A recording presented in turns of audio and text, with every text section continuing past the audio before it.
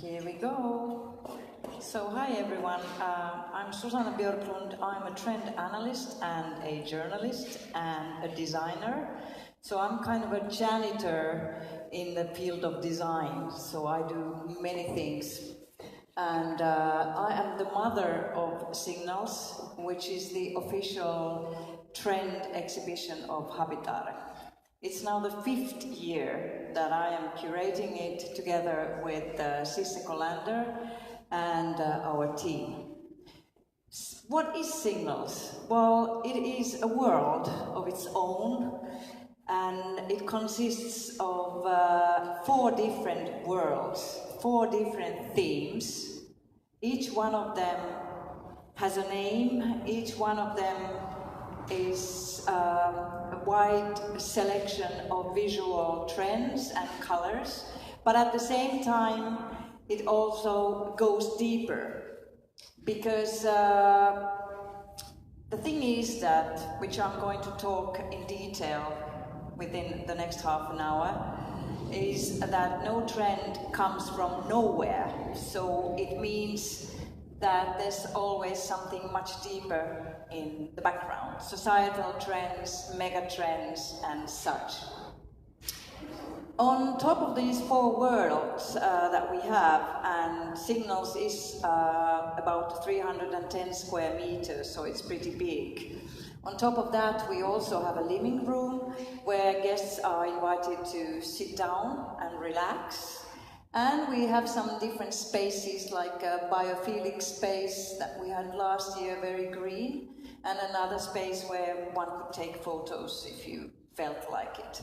So there's always interactive things happening, different ones every single year. Signals has been gaining a lot of media and press all over the world, from China to Brazil to Sweden to Wallpaper magazine, and a lot of blogs all over the world as well. And we are always invited to television and radio and whatever. So it is getting bigger and bigger, which is really nice. The thing, when you think about futures trends, in Finland especially, as we are sort of engineering company, people tend to think about future as being something which is only dealing with technology. But Signals, it has people and humans in the center always. That's the main thing, thinking about what's happening in that sense. So, I'm just very shortly showing you photos of a couple of themes that we had last time. One of them was glam, because people have, for centuries or thousands of years, wanted to have something aesthetic around them.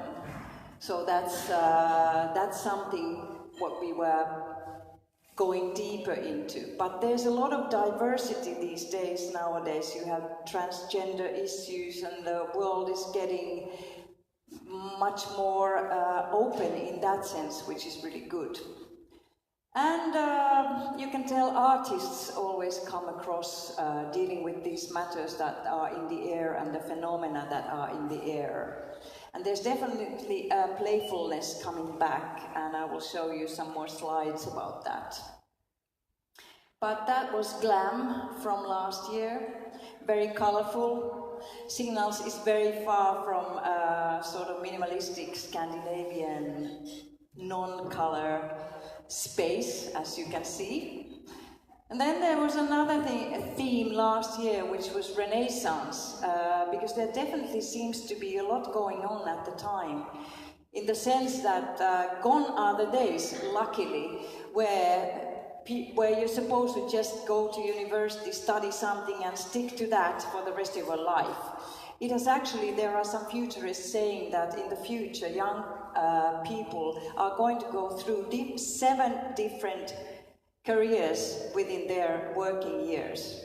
So nowadays it's okay to switch, it's okay to get a new career, to start doing something else what is interesting for you. Before, you were thought of a bit of a loser if you did that.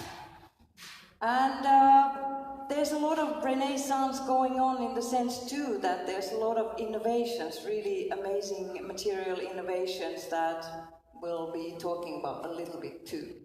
And by the way, there's a designer called Ingrid Vetter-Lee who has done a lot of research on color. And she is saying that it's a scientific fact that bright colors bring joy. And she's wondering, why is it that there are so many public spaces and schools and homes that have no color at all?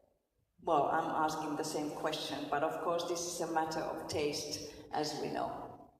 But anyways, she was working with some non-profit companies that went ahead and painted schools in the States with bright colors, and after that there was less crime, the students felt safer, and also they came to school more often. They didn't skip school so often.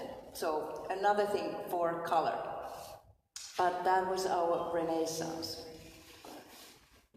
But what is happening to lifestyle trends in general? It's a good question. And what is happening to home? And what is home? Well, I believe that home is a feeling.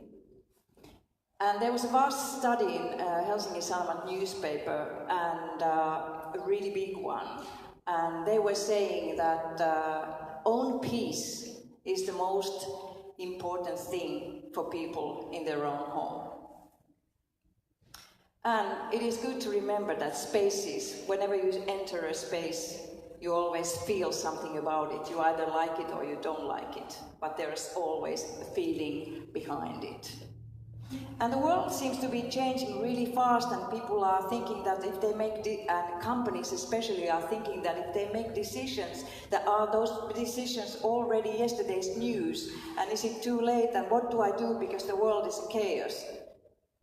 Well, a lot of futurists think that actually the world is not changing so fast as we feel it's going, because we live in an information society, and that's why we think, because we get all the news, that everything is changing too fast, but it's not.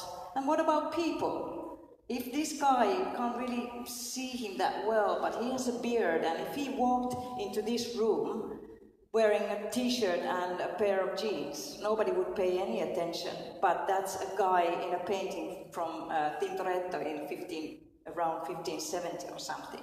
So we don't change. In that photo, there's wine, there's fruit, and there's cheese. Well, I had a glass of wine last night, and I also had cheese yesterday, and I had some fruit too. So that was actually the first lesson when I studied futures research. My professor said, okay, think about future 200 years from now. And we were terrified. But then he said, okay, think back 200 years. What hasn't changed? So many things haven't changed. People hated, people loved, people were born, they died, they worked, they listened to music, they traveled. There we go. The world is not changing so fast, don't worry. And art has always been taking sort of inspiration from the past and the present, and there is no future without the past and the present.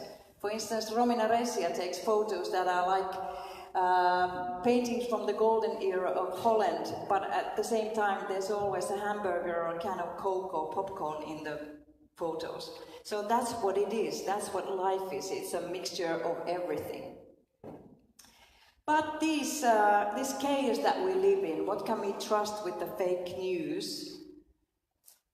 Well, then again, so many studies say that we are going towards the better, that so many things are so much better regarding of wars and poverty and whatever. Okay, there are always tragedies in the world, but so many things are better. I recommend for you to read Hans Rosling's Factfulness book. It's an excellent example. And, well, what is trendy? What is Scandinavian? I get asked that all the time. Tell me what has to be now. And I always say that nothing has to be now, think about what you like. But one thing is clear, that if you see something for the first time and it's very strange, you probably don't like it. And that's the way, because we are change resistant. And it's good to know also that all of us are totally subjective. When you look at the world, you look at it from your own little bubble. And our bubbles are totally different. For instance, and cultural codes, your age, where you're born, your surroundings, and your own personal taste. Everything has to do with what you pay attention to. If you're pregnant, you're bound to notice if somebody else who is pregnant walks into the room. If you like animal prints, you're bound to, every single time there's a collection with animal prints, you're bound to notice. So this is how humans work. We see what's relevant to us. If you're buying a new car, well, you're bound to see if that sort of Volvo drives to the same supermarket car park. And trend means change. We are changing still. It might be slow, but it's happening all the time. But information society is too much, and our brain blocks most of it out. But still, it's good to know that we are tied to our zeitgeist, which means that what now seems normal to us, what sort of clothes we are wearing, what is this space going to look like, what sort of chairs there are, this is our normal, what sort of glasses we are wearing, our hairdo. We are totally blind to that too. In 20 years, you're going to look back and then you see what this era was about. But it's very slow movement. But anyways, I think that this sort of holistic design, taking all the senses into account, is going to be much, much bigger in the future. And I've been wondering, are trends in general going to be any more important? Maybe this is the sort of era where you can't really tell what is trendy anyway, and it is different to everyone. Like I said, we live in our own bubble. It's not like in the 60s or 70s or 80s where you could refine what was trendy. Now we have millions of trends.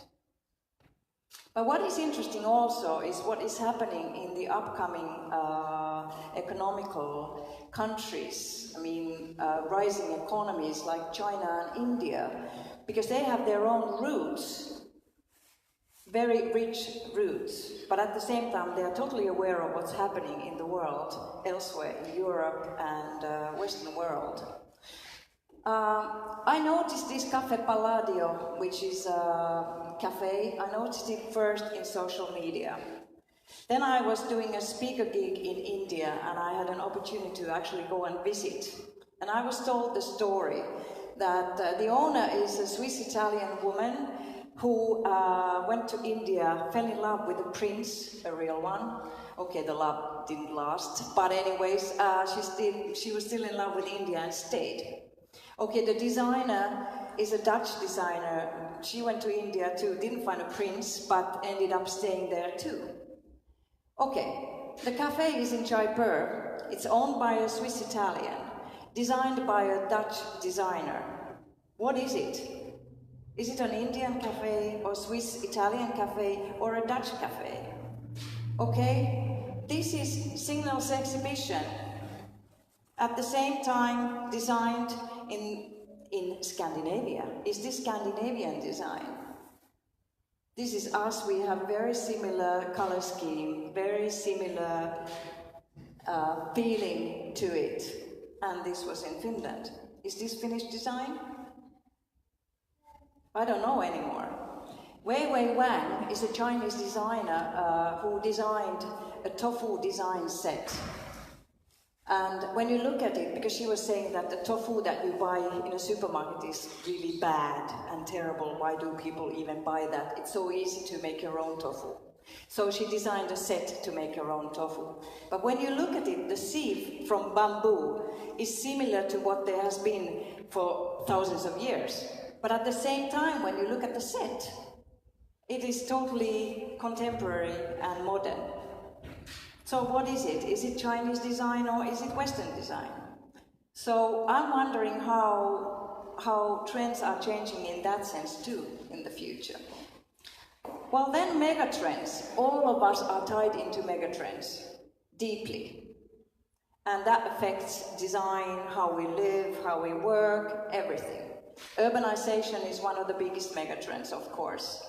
So many people are moving into cities. It is really amazing. Or they say that almost 70% of people will live in the cities by 2050.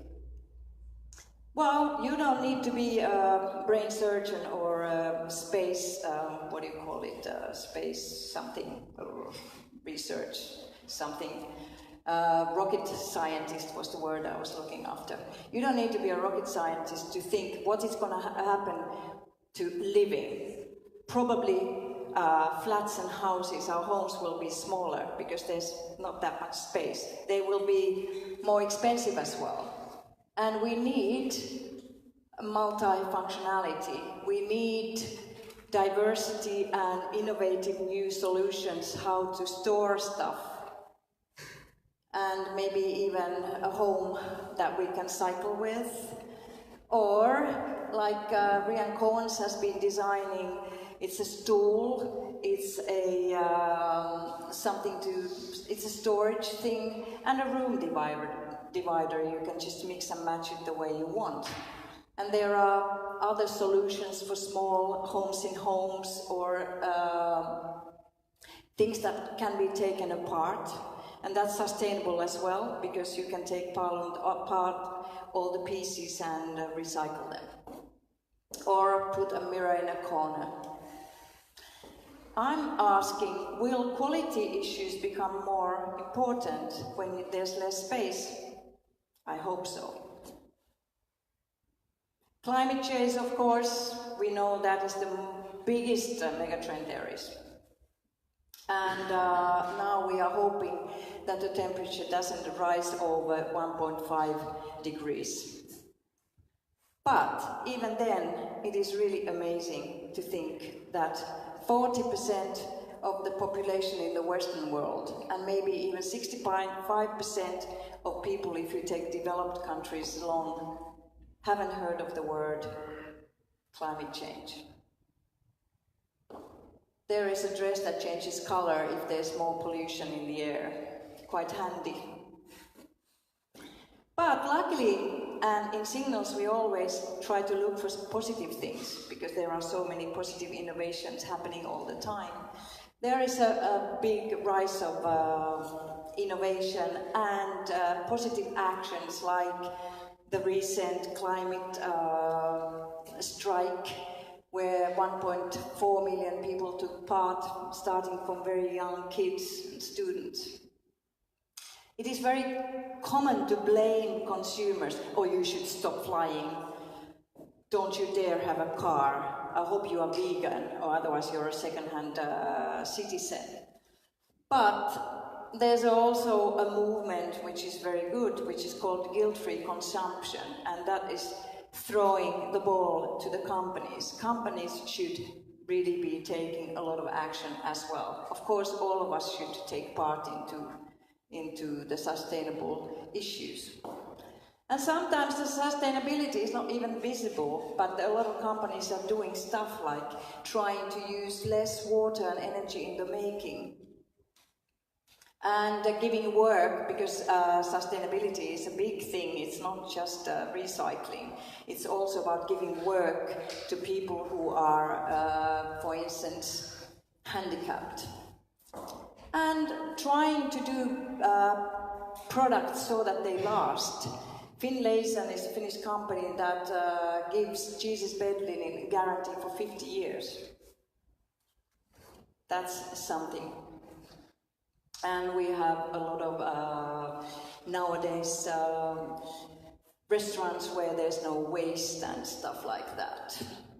Spinnova is doing material from cellulose, and they claim to be the world's most ecological material. Sulapak, you can't see anything here with the light, I'm so sorry, has developed biodegradable packaging as a substitute for plastic. So a lot of great things are happening. Digitalization is another thing. Obviously, everybody is talking about digitalization, you have the Internet of Things and whatever. But self-learning spaces are surely going to become more popular in the future as well. So we already have the technology where your home could be telling you that you come home after a day of work and you want to sit down for 15 minutes, so your home spurts some relaxing scent, puts on some nice music, and you relax for 15 minutes, and then after 15 minutes your sofa tells you to get up and start cooking, and then you start getting livelier music and energizing scent, and maybe the temperature gets lower, so that forces you to get up too. And will bookshelf become a luxury object in the future? I hope not. But one thing that might go away, if you ask me, is the working desk. Because a lot of people have their laptops and all the work that they need to do at home you can do with your phone. But this is an interesting thing also that I came across with Carlings has created a digital collection of clothes that doesn't exist. So you can take photos and with yourself wearing those clothes, but those clothes actually don't exist. But it's good to remember that when there's a trend, there's always a counter-trend, many of them. This is a sleep cube made for offices, because it would be healthy for you to have a nap during the day while in the office. I would love to do that. I actually felt like having a nap after we had lunch. And there's now a lot of well-being concentrating on sleep in many areas. That's good to take into account too. ACID, the American Society of Interior Designers, did a huge research on well-being at work. And what they found out was that they started putting circadian lighting into the offices, imitating how the daylight goes. And after doing that, and then they were also checking the air and spurting oxygen when you need it. And after that, their productivity was going sky high compared to before. I want circadian lighting and extra oxygen to my home too. Simon Hassan is doing furniture using only medieval methods and materials, though that's his way of doing the counter-trend. And there are hotels where there are no Wi-Fi anymore. So, why not? And you can even have a silence room in a department store. But it's good to think that we spend 90% of the time indoors. How do we bring outdoors indoors? And that is, of course, with biophilia, and people are rewilding cities. A lot of things are happening around that. There is a gym, which is an organic gym, to bring the green inside there too. Another one, I'm running out of time unfortunately, but let's be quick towards the end. Aging society is also a big mega trend, but you can't tell anymore what age these people are. This was a styling project I did, and these people are 75 and 80. You could never think they've been doing exercise all their lives. And now that's why they have started to put, because the life expectancy is much higher, that now they say that the old age has to start 9 years later than it used to. And this is something where taboos are blurring as well. It was the first time I saw an underwear ad where the model was 75 years old almost. So things are changing. Everybody wants people to stay at home longer, but how? Nobody wants to be surrounded by ugly furniture or hospital furniture. But luckily there are some solutions. These Lansevecchia and Y together canes, which we had in Signals a couple of years ago, are beautiful pieces of furniture which are like canes, but they are little tables as well. We need more of those. There's huge business waiting for in the relating with the aging society.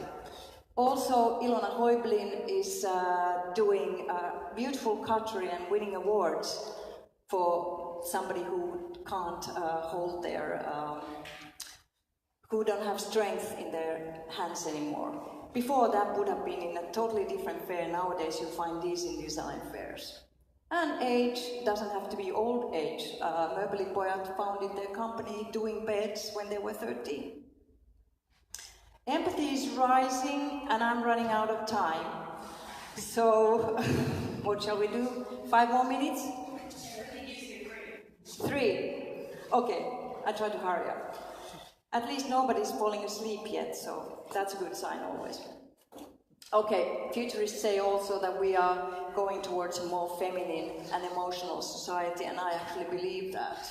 And there's a lot of diversity happening around there too. There's now fashion meant for disabled people, easier to put on, which is a great thing. And new ways of living. Living is changing a lot. I know people who actually have chosen to live in apartments that are much smaller than what they could actually afford to, because they want to work really hard for 6 months and then they want to travel. So there's no one way of living anymore, and maybe online dating is changing things too. When you think that there's so many single people, there are cheap flights, possibility to work, distant work, and then streaming walls maybe, so maybe you can live with, or at least spend a lot of time with somebody without moving in with them anymore in the future. I don't know if it's a good idea or not, but that might be happening. And maybe you don't rent, you rent an apartment, renting it every 2 weeks of the month rather than how many rooms. And nowadays you can also buy luxurious housing, which is like living in a hotel, but it's still your own apartment. And there are great things where people can, young kids get to have their own apartment so that they pay part of the rent with work. Products versus services. Services are getting so much more important these days. Remember that everybody wants more. And it is amazing how much bad service you still get. So one part of doing service is maybe doing things like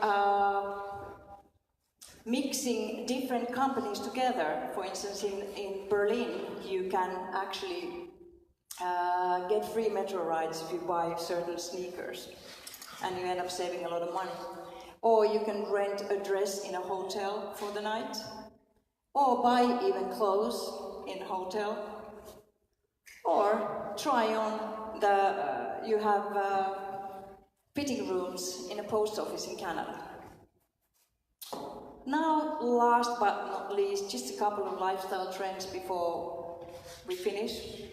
Bauhaus is 100 years old, and that can be seen already. You have new versions of old classics. Art appreciation is probably rising. Amos Rex, beautiful museum, and there's so much sort of concept design around interior. And I do believe that for years now we've been going from the Scandinavian colorless world towards more color. And I was in the jury choosing the color of the year Flamingo for Tikkurila paints, We chose the same color as Pantone did 6 months later. This is how things are in the air. In Milan, you see a lot of design with light and a lot of clashing, surfaces and structures and beautiful colors in restaurants. But playfulness is now the last issue. I'm sorry you can't get rid of me very easily. There's a bridge where there are two hands holding a bridge. Why does a bridge have to be a bridge? There's new kinds of dishes by Roxanne Brennan. Why do plates have to be so boring? And you can even get a master's degree by playing in Denmark. And the wild things are happening in furniture.